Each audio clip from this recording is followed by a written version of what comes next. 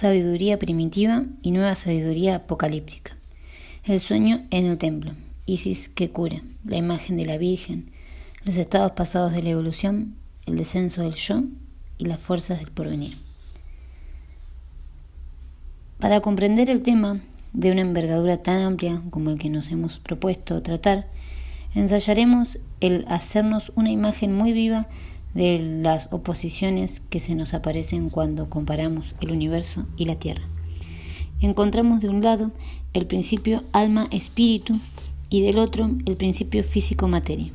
Trataremos de explicarlo por un fenómeno que encontramos en los antiguos egipcios y que es un enigma para nuestros contemporáneos. Es el sueño en el templo.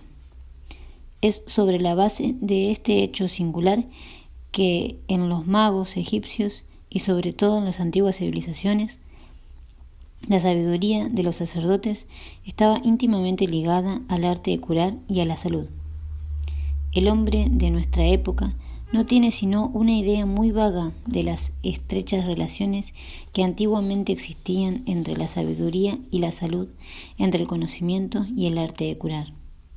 La misión de la ciencia espiritual será la de devolver a la humanidad el sentido del espíritu que establezca un lazo entre la sabiduría y la salud.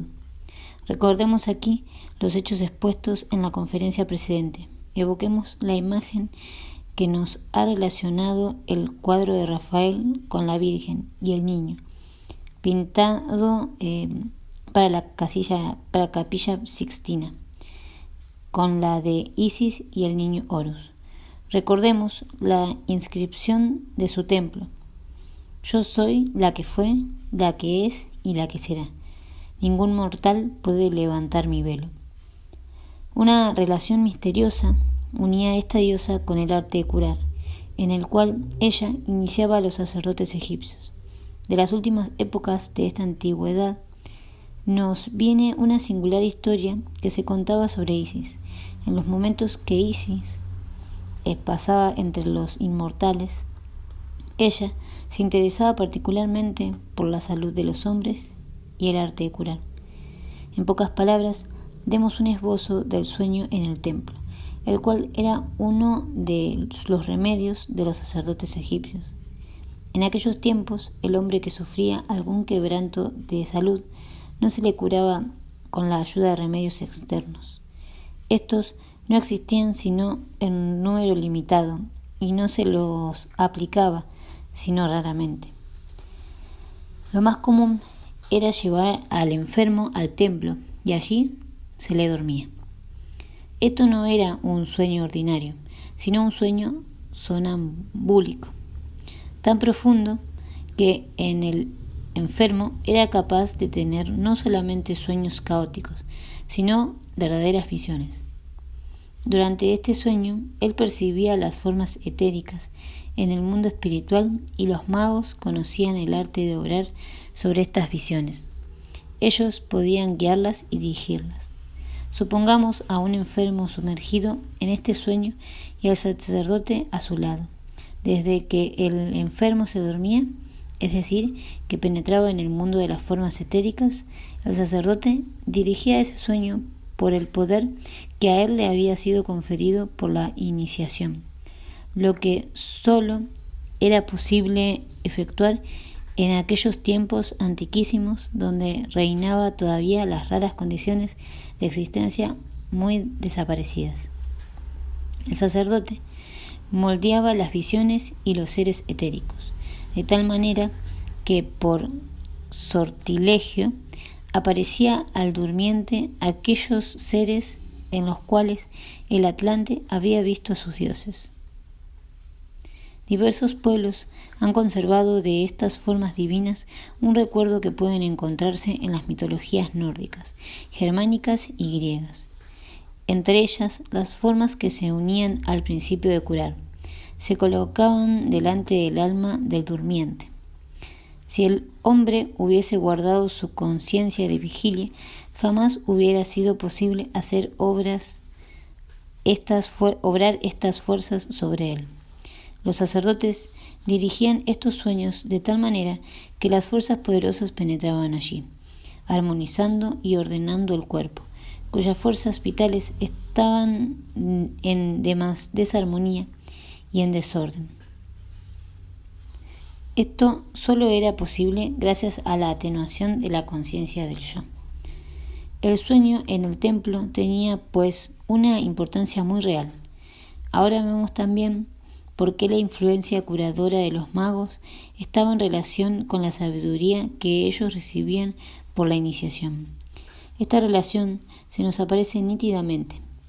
En efecto, los magos, reanimando en ellos la antigua mirada que se sumergía en los mundos superiores, poseían por su sabiduría la fuerza que se vertían del mundo espiritual, donde el espíritu puede obrar sobre el espíritu. De esta manera, ellos adquirieron el poder de obrar por el espíritu, sobre el espíritu, y de la manera misma se ve que la sabiduría estaba íntimamente ligada a la vida sana del cuerpo. En los tiempos antiguos había en esta elevación hacia el mundo espiritual un principio de salud. Sería bueno que los hombres pudiesen comprender de nuevo de esta verdad. Entonces ellos conocerían la gran misión de la antroposofía. Esta misión es la de guiar al hombre hacia los mundos espirituales a fin de que él pueda contemplar las esferas de donde ha descendido. En el porvenir, la necesidad del sueño sonámbulo no se impondrá más. La conciencia del yo quedará intacta, y sin embargo, la poderosa fuerza del espíritu obrará en la naturaleza humana. La posesión de la sabiduría y la contemplación de los mundos superiores darán de nuevo a la naturaleza humana salud y armonía. Hoy, esta relación del espíritu con los principios curativos está tan oculta que los que no están de una u otra manera iniciados en la profunda sabiduría de los misterios no pueden concebirla, ni pueden percibir estos hechos sutiles que les rodean. Aquel cuya comprensión es menos materialista sabe que una curación puede depender de las condiciones ocultas. Tomemos, por ejemplo, una persona cuya enfermedad tiene una causa interior, no una fractura de hueso o una enfermedad del estómago que son causadas por hechos exteriores. Quien quiera conocer las cosas en toda su profundidad comprenderá fácilmente que las posibilidades de curar un enfermo que, por ejemplo, se ocupa de matemáticas son distintas de las que de un hombre que las rechaza. Este hecho nos enseña el lazo extraño que existe entre la vida espiritual de un hombre y las condiciones de salud física. Naturalmente, no es necesario decir que en el pensamiento matemático cura, pero es necesario comprender que hay otras condiciones para curar a un hombre, sea o no matemático. Supongamos que dos personas tengan la misma enfermedad. En realidad, el caso no se presenta jamás, pero podemos suponerlo. Una de ellas se ocupa intensamente de las matemáticas y a la otra, por el contrario, no le gusta. Esta última puede no curarse, mientras que los mismos remedios apropiados darán salud a la primera. Este es un caso real. Las condiciones de salud de un ateo endurecido son completamente distintas a la de una persona profundamente religiosa. En este caso, teniendo ambas la misma enfermedad y sirviéndose de los mismos remedios, puede curarse de la segunda y no la primera. Estas son las relaciones que aparecen en el pensamiento moderno. En la mayoría de los casos parecen absurdas y sin embargo no lo son. ¿De dónde viene esto? Del hecho de que la naturaleza humana está influenciada de manera diferente por las ideas unidas al mundo sensible y por las que liberan de él. Representemos la diferencia que hay entre un hombre que detesta las matemáticas y el otro que las ama. Uno dice, ¿qué tengo que hacer con todo esto? No quiero ocuparme sino de lo que yo pueda percibir por mis sentidos. Y sin embargo, es necesario que el ser humano se represente las cosas que él no puede ver. Es necesario también que tenga pensamientos religiosos, porque estos se relacionan con las cosas intangibles, sin ninguna relación con la materia exterior. En una palabra, no están unidas a los sentidos. Cuando se vuelva de nuevo hacia el espíritu, estas cosas tendrán una influencia sobre la pedagogía. Tomemos, por ejemplo, un simple concepto 3 por 3 igual a 9. Los niños lo comprenderán mejor cuando no se les dé ninguna demostración material. No es bueno colocar continuamente delante de ellos 3 veces 3 bolitas, porque luego los niños no pueden desprenderse de la concepción sensible. Primero hay que habituar a los niños a contar con los dedos y luego a calcular solo mentalmente. Esto tendrá un gran efecto regulador sobre su salud. La incapacidad de nuestra época para comprender estas cosas se manifiesta como consecuencia de la pedagogía moderna. En nuestras escuelas se ha introducido el bolillero, sobre el cual se hacen las sumas y las restas. Con las bolillas de color se aprenden las 4 operaciones, a fin de que éstas sean más claras al ojo sensible. Por este sistema quiere hacer perceptible a los sentidos lo que debiera ser captado solo por el espíritu. Puede ser que este sistema sea más cómodo, pero los que creen que recurrir a todo este material es un buen principio de educación no tienen ninguna idea de la influencia bienhechora de la pedagogía, que tiene sus orígenes en las fuerzas espirituales. Un hombre habituado desde su infancia a las concepciones materiales no podrá ser curado tan fácilmente como otro habituado a las concepciones espirituales, y esto es debido a que su sistema nervioso vive en condiciones malsanas. Mientras más se habitúe el hombre a pensar haciendo abstracción de la materia, más fácil le será curarse. Por esta razón, en la antigüedad se tenía la costumbre de presentar diferentes clases de figuras simbólicas: triángulo, combinación de cifras que, fuera de su valor ordinario, tenían el fin de elevar al hombre sobre la simple percepción de los signos inscriptos delante de él. Cuando yo dibujo un triángulo y simplemente lo miro, no tiene ningún valor especial. Contrariamente, cuando veo en él el símbolo de la Trinidad superior del hombre, entonces este símbolo tiene un efecto saludable sobre el espíritu. Piensen que la ciencia espiritual debe conducir al hombre a la contemplación del espíritu. Ella nos conduce a lo que pasa sobre la tierra y a lo que pasa en el antiguo Sol, la antigua Luna y el antiguo Saturno. No pueden ver con sus ojos físicos los acontecimientos de entonces, ni alcanzar con sus manos la antigua Luna o el antiguo Sol, pero si llegan a elevarse sin las muletas de los sentidos hacia lo que fue el otro tiempo, apreciarán de las concepciones que obraron armoniosamente sobre toda la vida toda su vida, hasta en la física.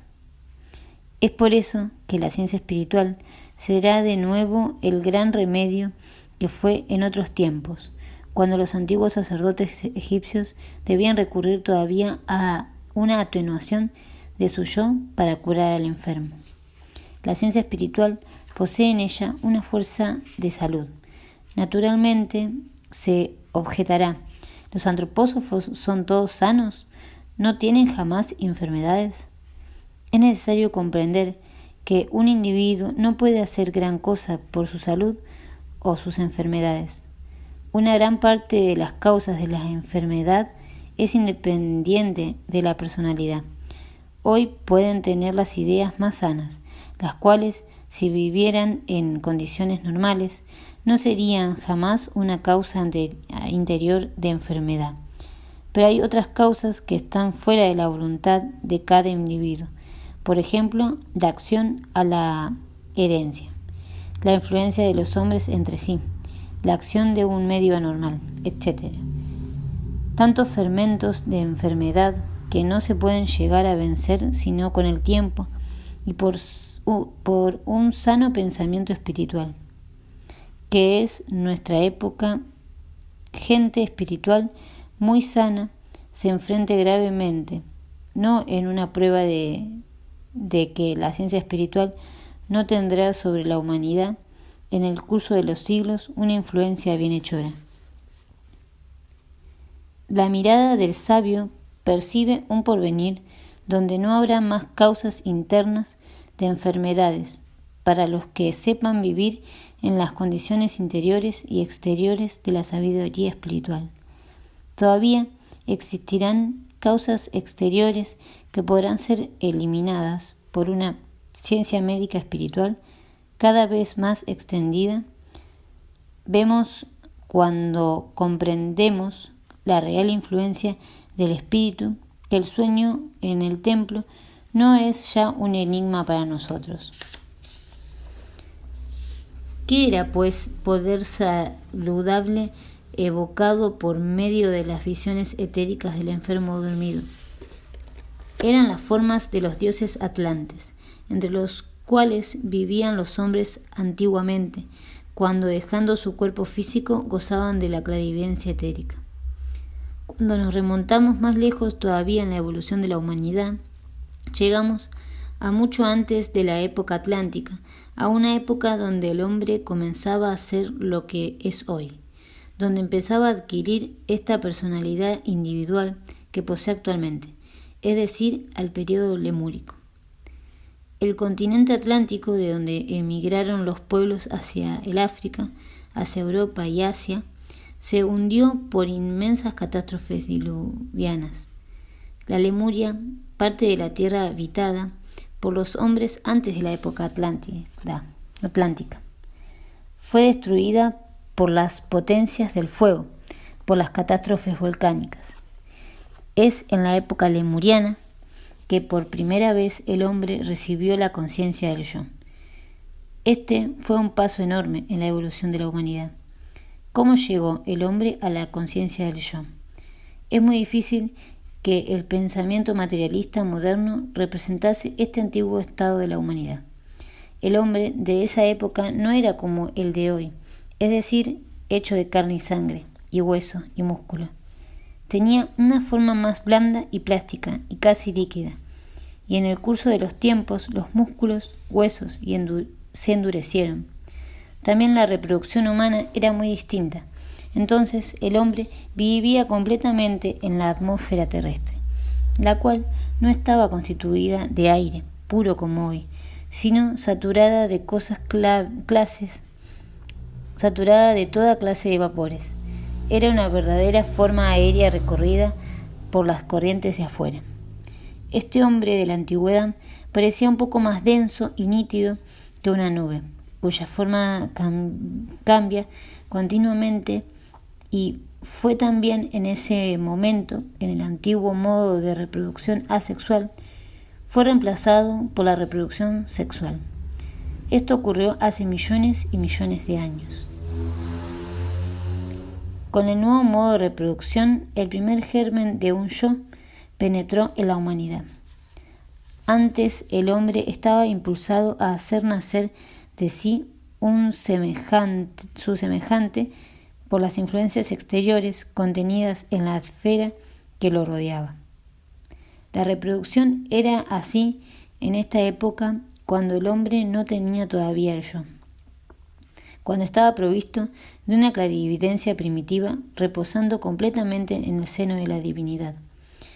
Él no podía decir yo soy. Él vivía que cada una de las acciones impresionaba a su medio ambiente y en este medio él se sentía vivir.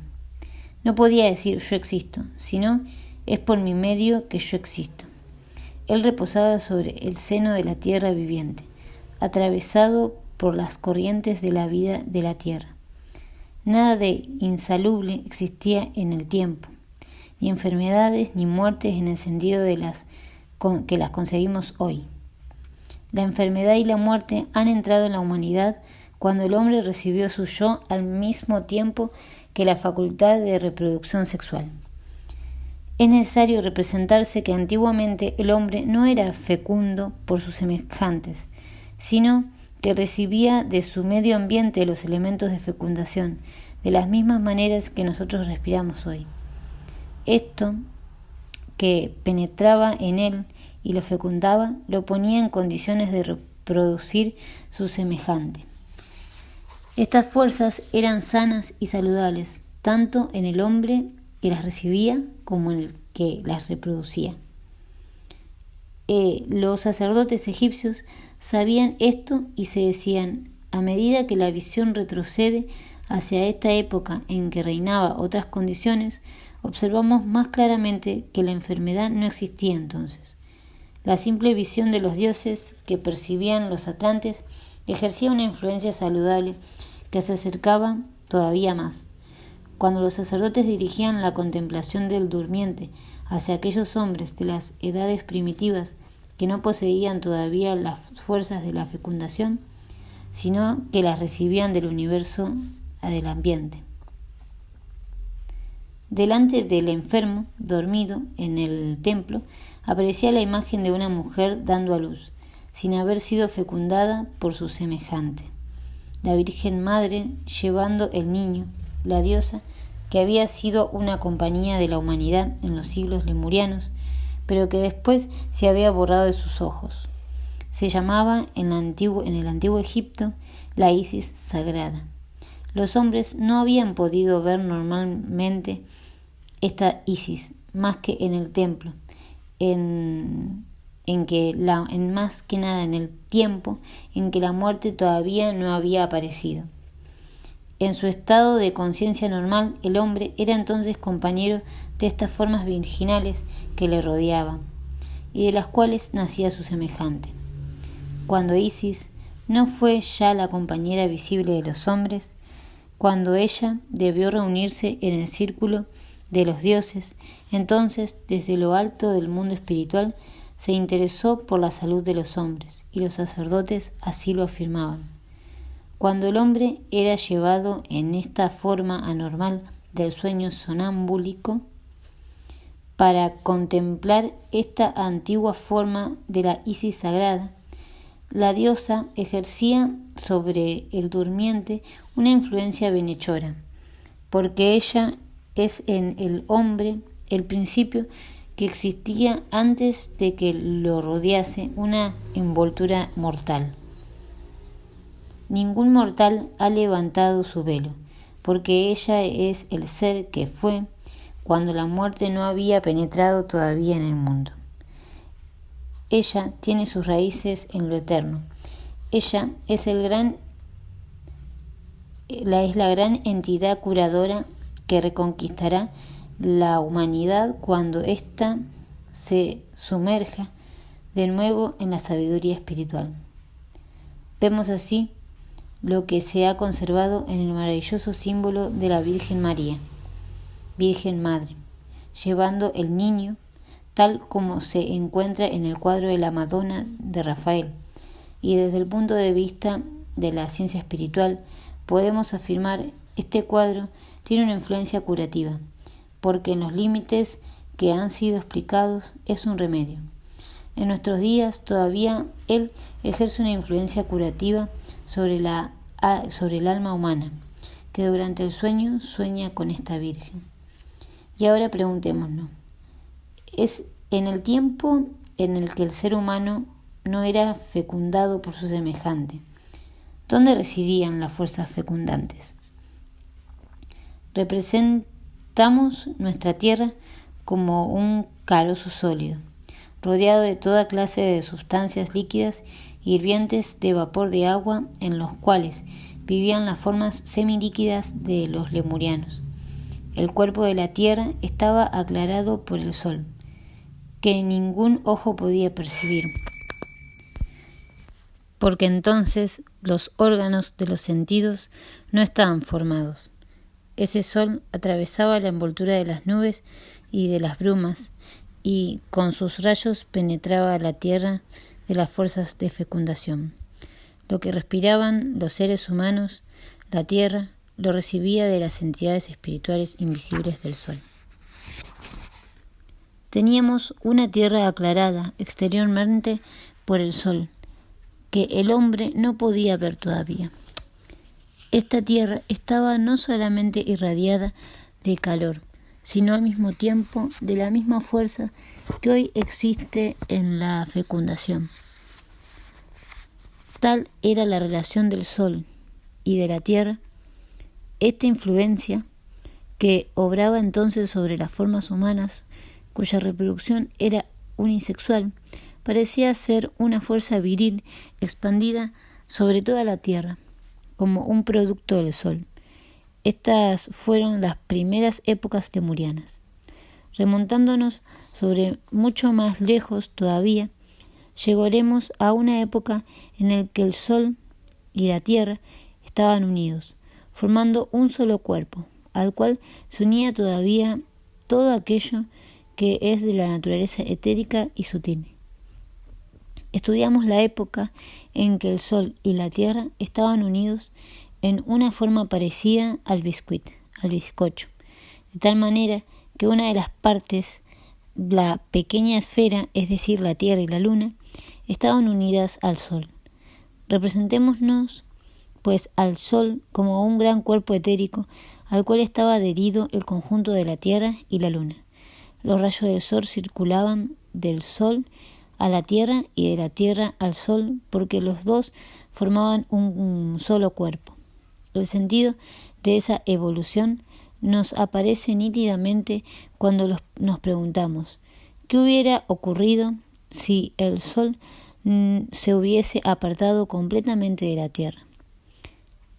Cuando se separó de ella, si no le hubiese enviado sus rayos, y la tierra después de esta separación se hubiera quedado completamente sola. En la superficie toda vida se había endurecido, fijado y secado, pero el sol debía proseguir su acción fecundante. Es necesario sentir hondamente este intercambio del sol y de la tierra, como la colaboración de los principios de los cuales uno lleva a la suspensión de la vida en la inmovilidad y el otro a la exaltación de abarcar toda la vida. Desde entonces ha continuado siendo así. El sol vierte siempre la vida sobre la tierra. Ahora remontémonos hacia un tiempo aún más remoto, aquel en que los dos cuerpos celestes formaban un solo y que sus fuerzas se confundían. La evolución terrestre ha pasado por muchos estados antes de llegar a lo que es ahora la Tierra. Primero la Tierra estaba unida al Sol. En un segundo estado ella estaba unida a él por un lazo flojo.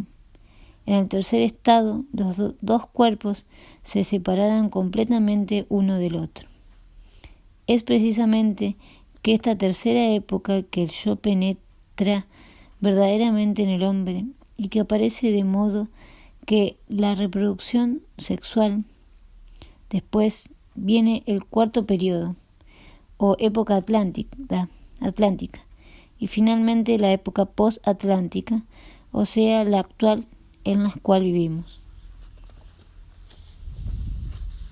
Cuando se penetra aún más profundamente en la estructura de los mundos, se ve que todos los acontecimientos visibles son debido a la acción de entidades espirituales, en el tiempo en que la Tierra y el Sol eran uno solo. Más tarde volveremos sobre la evolución lunar. Este globo estaba sometido a la acción armoniosa de los seres divinos y era necesario que esto fuera muy elevado para poder ordenar las fuerzas todavía indiferenciadas. ¿Qué pasó cuando el cuerpo del Sol se retiró? Los seres más elevados y las sustancias más sutiles se retiraron con él e influenciaron la Tierra desde el exterior. Los seres que representaban lo viviente, propiamente dicho, la vida en el perpetuo impulso, quedaron sobre el Sol. Y sobre la Tierra están aquellos que si se hubiesen abandonado a sí mismos hubieran provocado la destrucción, la osificación y las tinieblas. En este segundo periodo, luz y tiniebla cooperan juntas. En la tercera, se produce el descenso del yo en el hombre. Comienza el tiempo en el que lo habita un yo consciente. El hombre siente este yo consciente sobre todo en una oposición de más en más creciente hasta llegar a un estado en que posee dos conciencias, una clara y otra oscura. La primera le viene del sol y la segunda de la tierra.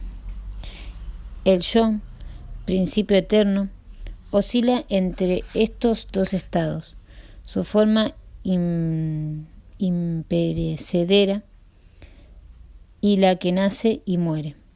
Pero las entidades que poseen sin interrupción lo que el hombre no puede poseer más que por intermitencias, se desprende de la tierra. Al principio, la entidad que activa la fecundación se desprende, y con preferencia ella permanecerá sobre el sol, y la que daba a la formación conciencia y duración se va con la luna. El sol y la luna se separan sucesivamente de la tierra.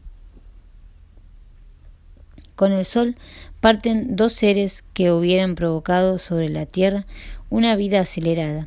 Si se hubiera quedado unido a ella, con la luna se retiran las fuerzas que daban la forma inmutable y que hubiera producido el endurecimiento y la petrificación. La tierra está entre dos. Sobre la tierra el hombre recibe direcciones alternadas, unas provienen del sol y otras de la luna. Los que reciben direcciones alternadas, unas provienen del sol y otras vienen de la luna. Los que fueron en otros tiempos los compañeros del hombre se han separado así de él. En el cuarto período estaban todavía presentes estos compañeros de otros tiempos, quienes se han condensado hasta tener un cuerpo etérico y divino, y que se han sometido hasta cierto punto a las debilidades humanas. Estas son las divinidades etéricas por las cuales el hombre vivió en los tiempos atlantes, pero en la época posatlántica se pierde toda relación con estos dioses, porque el hombre está puramente hundido en el mundo físico. El umbral del mundo espiritual no está aún del todo cerrado. En aquellas antiguas edades quedaba algo así como un recuerdo de los mundos espirituales, y la ley de la repetición, obrando en el hombre, hace aparecer en su alma, bajo la forma de conocimiento, lo que antiguamente había experimentado bajo la forma de vida. Antes él había atravesado un cierto número de periodos, y en el curso de ellos lazos de diferentes naturaleza lo habían unido a los dioses de la vida. Ahora estos periodos se repiten para él, pero en el conocimiento. El gran diluvio atlántico fue seguido por la antigua civilización hindú, durante la cual los hombres revivieron en su alma en el espíritu del tiempo en el que la tierra y el sol estaban todavía unidos. La divinidad sublime, que entonces dirigía todo lo que existía, reinó en estos hombres de los primeros tiempos posatlánticos y le dio un nombre que se conoce en la tradición como Brahman, el todo uno. Se veneró en aquella época la divinidad que verdaderamente había vivido entre los hombres, porque en el principio de la evolución terrestre el hombre había sido un compañero de Brahman, pero esta vez él se la sentía en el conocimiento en una sublime abstracción. En el curso de la civilización que siguió, el hombre penetró en el recuerdo, en el conocimiento de los tiempos. En el sol y todas las fuerzas de la vida se separaban de las fuerzas de las tinieblas. En esta época el hombre conoció una divinidad noble, repitiendo así en el conocimiento religioso lo que había sido vida en otros tiempos. Esta dualidad ha sido fijada en las oposiciones de Hormuz y Ahriman, el dios del bien y el dios de la negación, tal como lo han concebido los persas. Llegamos a la época en que se revive la separación del sol y de la luna, el sol llevándose las fuerzas fecundantes y la luna las que dan forma perecedera para los hombres, pero durable para los dioses. El hombre sintió esta diferencia en la oposición entre las fuerzas solares antiguas y las que en adelante obrarían de otra manera. Él sintió estas fuerzas solares en el Osiris egipcio. Osiris es la fuerza del sol, tal como ella se había experimentado en la tercera edad de la evolución terrestre y reaparece en el culto de Osiris en el tercer periodo post-atlántico. Isis es la fuerza de la luna antes que ella se hubiera separado completamente de la tierra, antes de la división de los sexos, cuando ella obraba todavía en el mundo de la reproducción virginal. La luna es la imagen petrificada de Isis, que se ha refugiado sobre ella. En la cuarta época, es decir, en la civilización greco-romana, el hombre ha vivido en su politeísmo, un recuerdo adormecido de la edad atlántica, y sus múltiples dioses etéricos se han manifestado en ella. Y nosotros, en nuestra quinta época post-atlántica, no tenemos nada que revivir por el recuerdo. Saturar bien sus almas con este pensamiento. No tenemos nada que repetir, ningún recuerdo de otros tiempos, porque a nosotros se nos ha puesto en el mundo en una época que va hacia el porvenir, mientras que las 4 anteriores fueron repeticiones del pasado. Nuestra era no dará a luz una sabiduría antigua, pero sí una sabiduría nueva que sea capaz no solamente de remontar hacia el pasado, sino también el obrar como una profecía, como una apocalipsis hacia el porvenir. Nosotros hemos visto una antigua sabiduría que conservaban los misterios de las civilizaciones pasadas, pero nuestra sabiduría debe tener un carácter apocalíptico, para lo cual nosotros depositamos la semilla. Nos es necesario un nuevo principio de iniciación para que pueda ser restablecida la unión primitiva del hombre y del mundo espiritual. Tal es la misión del movimiento universal de la antroposofía. Tal es la misión del movimiento universal de la antroposofía. No es extraño que muchos hombres hayan perdido el sentido de la sabiduría, porque hoy, sin un principio de la iniciación, es difícil conquistarla. Es más difícil que en el tiempo en que podían estar presentes los recuerdos antiguos. Para los hombres de hoy, el hombre sensible aparece como un desierto sin Dios. Sin embargo, a pesar de la apariencia, el antiguo mundo espiritual no está muerto. Vive siempre en su actividad fecundante. Y en los hombres lo quieren entrar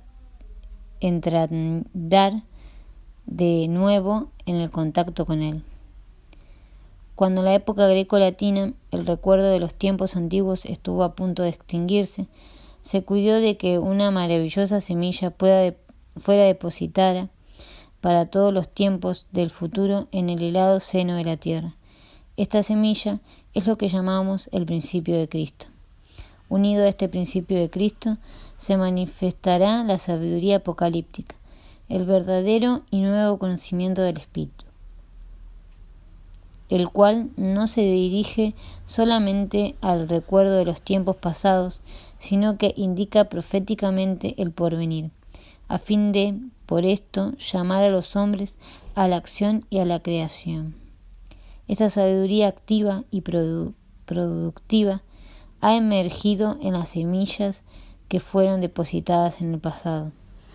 Vemos así qué relación une al pasado con el porvenir, lo cual constituye ya el campo de nuestro trabajo de hoy. Ante nosotros emerge el horizonte del porvenir, y hablando del universo, de la tierra y el hombre, no es que hablaremos solamente del pasado, sino de las fuerzas del porvenir, porque el universo no es solamente el producto del pasado, sino el germen de un porvenir que nuestra tierra debe todavía recorrer a una larga etapa. El hombre tiene una finalidad que trasciende de la tierra y que queremos verdaderamente saber cuál es ella. Es necesario mirar no solamente el pasado, sino que es menester estudiar lo que obra hoy y que obrará en el mañana de los mundos.